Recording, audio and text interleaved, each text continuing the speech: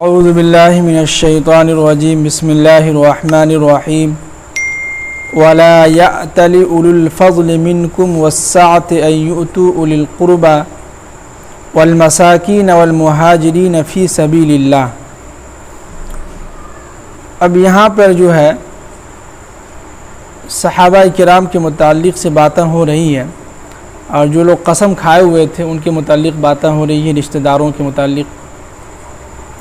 اور پیچھے بات چل رہی تھی وہی کہ جو شخص بھی شیطان کی پیروی کرے گا تو وہ شخص کیا ہوگا، ہلاک و برباد ہوگا، اور وہ اللہ تعالیٰ ان کو کبھی توبہ کی توفیق نہیں دیں گے۔ اب یہاں سے بات ہو رہی ہے کہ وَلَا يَأْتَلِ أُولُو الْفَضْلِ مِنْكُمْ، جو لوگ تم میں سے اہل خیر ہیں، اچھے لوگ ہیں، اور وَالسَّعَةِ اور مالی وسعت رکھے ہوئے ہیں، مالدار ہیں، اللہ نے ان کو دولت دیا ہے، تو أَن يُؤْتُوا أُولِي الْقُرْبَى، تو وہ ایسی قسم نہ کھائیں کہ وہ اپنے رشتہ داروں کو، والمساکین اور مسکینوں کو، والمہاجرین فی سبیل اللہ، اور جو لوگ اللہ کے راستے میں ہجرت کرنے کے نکلے ہوئے ہیں، کہ ان لوگوں کو ہم کچھ نہ دیں گے۔ کیا ہے؟ ان لوگوں کو کچھ نہ دیں گے۔ آگے اس کا ترجمہ سمجھ میں آئے گا تھوڑا۔ اور وَلْيَعْفُوا وَلْيَصْفَحُوا، اور لوگوں کو معاف کرتے رہیں، وَلْيَصْفَحُوا اور درگزر کرتے رہیں۔ أَلَا تُحِبُّونَ، کیا تم یہ نہیں چاہتے ہو کہ أَن يَغْفِرَ اللَّهُ لَكُمْ، کہ اللہ تعالیٰ تمہارے گناہوں کو کیا کرے؟ معاف کرے۔ وَاللَّهُ غَفُورٌ رَحِيمٌ، اور اللہ تعالیٰ غفور الرحیم ہے۔ پہلے اس آیت کے بارے میں یہ جو آیت نازل ہوئی ہے اس میں کس کو مخاطب کیا گیا؟ اس میں آپ کو معلوم ہوگا کہ 3 صحابی تھے جو اللہ کے نبی صلی اللہ علیہ وسلم کی بیوی ہے عائشہ پر تہمت لگایا گیا تھا۔ اس میں سے 2 مسلمان صحابی تھے، ایک مرد تھے اور ایک عورت تھی۔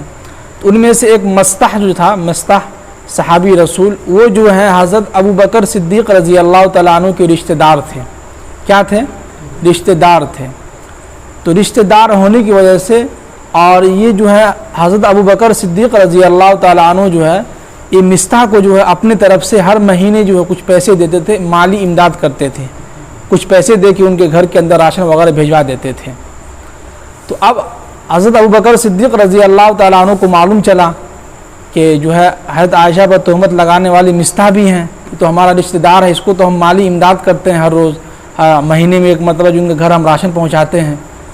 تو حضرت ابو بکر صدیق رضی اللہ تعالیٰ عنہ قسم کھائے کہ آئندہ ہم اس کو مالی امداد نہیں کریں گے، اس کو ہم پیسے نہیں دیں گے، ان کے گھر تک ہم راشن نہیں پہنچائیں گے۔ تو انہوں نے حضرت ابوبکر صدیق رضی اللہ تعالیٰ عنہ قسم کھائے تھے۔ تو اسی پر قرآن کی آیت نازل ہوئی کہ وَلَا يَأْتَلِ أُولِي الْفَضْلِ مِنْكُمْ، جو لوگ اہل خیر ہیں، جو لوگ جن کو اللہ نے وسعت دیا ہے، مالی وسعت دیا ہے، پیسے دیا ہے، دولت دیا ہے، تو وہ زندگی میں کبھی ایسی قسم نہ کھائیں کہ اپنے رشتہ داروں کو، مسکین کو، مہاجرین کو ان کو دینے سے نہ دیں، ایسی غلطی نہ کریں۔ دوسرا یہ کہ دیکھیے کہ انسان ہے، انسان سے ہی غلطی ہوتی ہے۔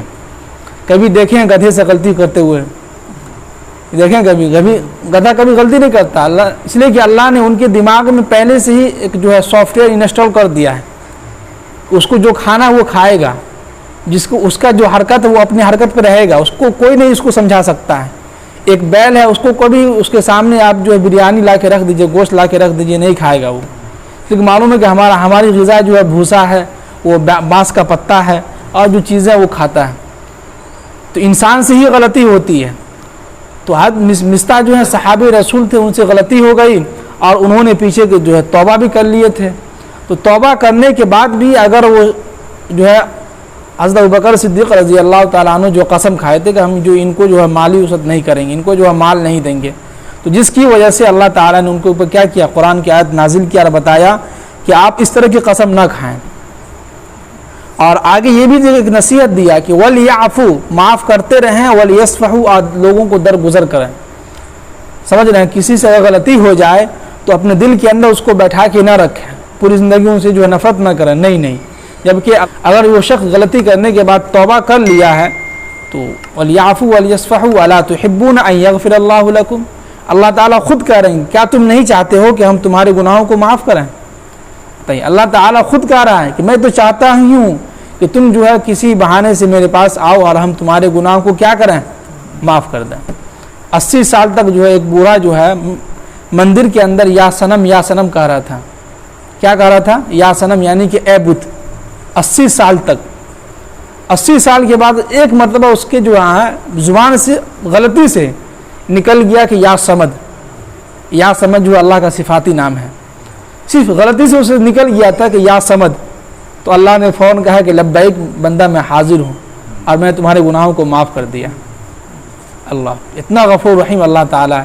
اور ہم جو ہیں اتنے سخت دل ہو گئے ہیں کہ اگر کوئی غلطی کرتی ہے، ہلکی سی بھی غلطی کوئی کرتا ہے تو اس سے ہم ناراض ہو جاتے ہیں، اس کے اوپر جو ہے چیختے ہیں، چلاتے ہیں، ٹینشن میں آ جاتے ہیں۔ تو ٹینشن لینے کی ضرورت کیا ہے؟ تو اس لیے ہم کیا کریں؟ وَلْيَعْفُوا وَلْيَصْفَحُوا، لوگوں کو معاف کرتے رہیں اور درگزر کرتے رہیں، اگنور کریں۔ آگے فرمائیں کہ ان الذین، جو لوگ یرمون المحصنات الغافلات المؤمنات، بھولی بھالی مومن عورتوں پر تہمت لگاتے ہیں، جو لوگ بالکل پاک دامن عورت پر، جو بھولی بھالی عورت ہے اس کے اوپر جو لوگ زنا کا تہمت لگاتے ہیں نعوذ باللہ، تو یاد رکھیے کہ لعنوا فی الدنیا والآخرہ، اللہ نے ان کے اوپر دنیا میں بھی اور آخرت میں بھی جو ہے پھٹکار پر ان کو دے چکے ہیں۔ ان کے اوپر کیا؟ ان کو پھٹکار پڑ چکی ہے، دنیا کے اندر بھی اور آخرت میں بھی۔ یعنی یہ پھٹکار کے مطلب ان کو اللہ تعالیٰ نے جو ہے بد دعائیں دے دی کہ وہ ہلاک و برباد ہو جائے، جو ہے وہ ان کے اوپر جو ہے لعنت ہو ان کے اوپر 24 گھنٹے۔ تو لہٰذا ہم جب بھی کسی کے اوپر تہمت لگائیں یا کوئی الفاظ کسی کے اوپر کہیں یا الزام لگائیں تو پہلے سوچ لیں کہ وہ بندہ کیسا ہے، یا جو جس عورت پہ ہم تہمت لگا رہے ہیں ان کے بارے میں تحقیق کریں کیا واقعی میں یہ عورت ایسی ہے، تب جو ہم جا کے تہمت لگائیں۔ نہیں تو پیچھے گزر چکا ہے کہ اگر کوئی تہمت لگاتا ہے کسی پاک دامن عورت پر تو وہ 4 گواہ لے کے آئے۔ کتنے گواہ؟ 4 گواہ لے کے آئے۔ اگر وہ 4 گواہ لے کے نہیں آتا ہے تو ان کو 80 کوڑے پڑیں گے۔ کتنے؟ 80 کوڑے۔ جی تو وہی کہہ رہے ہیں کہ جو لوگ بھولی بھالی عورت پر جو ہے پاک دامن عورت پر تہمت لگاتے ہیں تو لعنوا فی الدنیا والآخرہ، تو اللہ تعالیٰ نے ان کے اوپر دنیا میں بھی اور آخرت میں بھی جو ہے پھٹکار پڑ چکے ہیں۔ وَلَهُمْ عَذَابٌ عَظِيمٌ، اور اللہ تعالیٰ ان کے لیے جو ہے دردناک عذاب رکھے ہیں۔ یوم تشہد علیہم، اس دن جو ہے کل قیامت کے دن، تشہد علیہم، ان کی خود وہ جو ہے، السنتہم، ان کی زبان، وایدیہم، ان کے ہاتھ، وارجلہم، اور ان کے پاؤں، بما کانوا یعملون، ان کے خلاف گواہی دیں گے جو لوگ کرتے تھے۔ ہم جو دنیا کے اندر جو کام کر رہے ہیں تو کل قیامت کے دن یہ جو ہے زبان خود بخود بولے گا، یہ ہاتھ جو ہے خود بخود گواہی دے گا، یہ پاؤں جو ہے خود بخود گواہی دے گا کہ انہوں نے کہاں تک چل کے گیا، کس کام کی طرف چل کے گیا، ان کا قدم مسجد کی طرف اٹھا تھا کہ نہیں اٹھا تھا، تو خود وہاں کیا ہوگا؟ گواہی دے گا ہر چیز۔ آگے فرمائیں کہ یومئذ یوفیہم اللہ، اس دن اللہ تعالیٰ ان کو جو ہے پورا بدلہ جو ہے ان کو دے دیا جائے گا۔ کن کو؟ ان لوگوں کو دے دیں گے۔ دینہم الحق، جو ان کے مستحق ہیں، جو ان کو جو حق بنتا ہے وہ چیز کیا، ان کو پورا بدلہ دے دیا جائے گا ان کو۔ اور آگے فرمائیں کہ وَيَعْلَمُونَ، اور وہ جان لے گا کہ ان اللہ هو الحق المبین، کہ اللہ تعالیٰ بالکل حق ہے اور المبین، اور وہ کھلی باتیں ہمارے سامنے کر دیتا ہے۔ کل قیامت کے دن جو ہے تمام لوگوں کے سامنے ہر ایک انسان کی باتیں جو ہیں جو وہ دنیا کے اندر کیا تھا، چھپ کے کیا تھا، کھلے عام کیا تھا، ساری ایک باتیں جو اللہ تعالیٰ ان کے سامنے کھول دے گا اور سب کو سنا دے گا کہ دیکھو تم نے یہ کام کیا تھا فلاں تاریخ میں، فلاں دن میں، فلاں وقت میں۔ اب جو ہے دیکھیے آخر میں جو ہے بہت اہم باتیں ہو رہی ہے کہ الخبیثات، گندی عورتیں جو ہیں، گندی لڑکیاں جو ہیں، للخبیثین، گندے مردوں کے لیے، سمجھ رہے ہیں؟ یعنی جو گندی لڑکیاں ہیں جو پہلے سے ہی اپنے اوپر جو گناہوں کا دھب ان کے اوپر لگ چکا ہو، تو ان کے لیے اللہ تعالیٰ کہہ رہے ہیں کہ للخبیثین، ان کے لیے جو ہے گندے مرد ہی، زنا مرد ہی رہیں گے، ان کو جو ہے ان کی شادی کس سے ہوگی؟ گندے مرد سے ہوں گے۔ آگے فرمایا کہ والخبیثون، اور جو گندے مرد ہیں تو ان کی شادی وہ جو کس کے لائق ہیں؟ للخبیثات، گندی لڑکیوں کے لائق ہیں وہ۔ اب ایسا نہیں کہ کوئی انسان جو ہے سوچے کہ جو ہے کوئی نوجوان کہ ہم جو ہیں شروع سے جو ہے گناہ کرتے آ رہا ہے، کئی لڑکیوں کو جو ہے زنا کا جو ہے ہوس کیے ہیں، اب جب شادی کا وقت آیا تو سوچتا ہے کہ اچھی لڑکی ملے، پاک باز لڑکی ملے، تو یہ کبھی ایسا نہیں ہوگا۔ یہ قرآن یہیں پہ اس کو بتلا رہے ہیں۔ آگے فرمایا کہ وہ طیبات، پاک باز عورتیں جو ہیں للطیبین، پاک باز مردوں کے لیے ہیں، پاک صاف مردوں کے لیے ہیں، والطیبون للطیبات، اور جو ہے پاک باز مرد جو ہے للطیبات کس کے لیے ہے؟ پاک باز لڑکیوں کے لیے. تو یہ اسی کے لائق ہیں جو جس جیسا ہوگا اس کے ساتھ ویسا ہی کیا جائے گا. آپ اگر پہلے سے ہی گناہ میں ملوث ہیں، ایک نوجوان کی بات کر جس کی شادی نہ ہوئی ہو، اب وہ شروع سے ہی جو ایک دو مرتبہ جو زنا کا شکار کر چکے ہیں، کسی جو ہے زنا کر چکا ہے، اب وہ گندا کام شروع سے کرتا ہوا آیا ہے. جب شادی کا وقت آیا اس نے سوچا کہ اپنے ابو سے کہا کہ ابو ایسی لڑکی تلاش کیجئے جو بالکل جو ہے پاک صاف ہو، جو ہے خوبصورت بھی ہو، خوبصورت بھی ہو، اچھی لڑکی ہو، اس کے اوپر کوئی گناہ کا دھبا نہ ہو. تو یاد رکھیں کہ یہ کبھی ایسا نہ ہو، نہیں ہوگا. آپ اگر گندے ہیں تو آپ کے لیے اللہ نے جو گندی لڑکیاں ہی رکھی ہیں. جی اب یہاں پہ ان لوگوں کو ہی مخاطب ہیں اور یہ کہہ رہے ہیں کہ اللہ کے نبی صلی اللہ علیہ وسلم بہت ہی پاک باز شخصیت ہیں، بہت ہی اعلیٰ ہیں، ہے کہ نبی ہیں. تو کہہ رہے ہیں کہ جب نبی اتنے پاک باز ہیں تو بھلا تم لوگ بتاؤ تو کیسے ان کی بیوی جو نعوذ باللہ جو ہے گندی ہوں گی. یہ یہاں پہ اس آیت کے مطلب میں ہے.